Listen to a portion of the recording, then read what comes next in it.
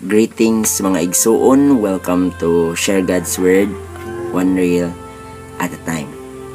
May gamay lang ko nga mensahe nga makahatag og pagpadasig kanato labi na gid sa atong Kristohanon nga pagpangabuhi. At the same time, maghatag man isang paghangkat sa aton how to face life and to respond sa gugma sa Dios. Sa Roma Kapitulo 5 versikulo 8 nag-ingon, apang gipakita sa Dios ang iyang gugma kanato kaysa diha nga kita mga makasasala pa namatay si Kristo alang kanato. Kini nga bersikulo nagapadayag sa dakong gugma sa Dios. Dili tungod kay takusta, kundili tungod kay nahigugma siya bisan pa sa atong kahimtangan. Wala na siya naghulat nga mausab sa ta before nato matagamtaman ang iyang gugma.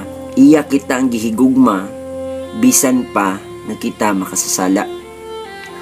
Ang krus mao ang klarong ebidensya nga ang gugma sa Dios dili kondisyonal. Apang kini usab usa ka hangkat. Kung gihigugma kita sa Dios sa ingon kadakong paagi, unsaon nato pagtubag? Magpadayon pa ba kita sa daang kinabuhi? O tugutan nato nga ang iyang gugma mag-usab sa atong kasing-kasing? Ang tinuod nga paghangop sa Roma Kapitulo 5 versikulo 8, magdala ka nato dili lang sa pagpasalamat kundi sa paghinulsol, pagtuo o bag-ong kinabuhi diha kang Kristo. Dalayawon ang pulong sa Ginoo.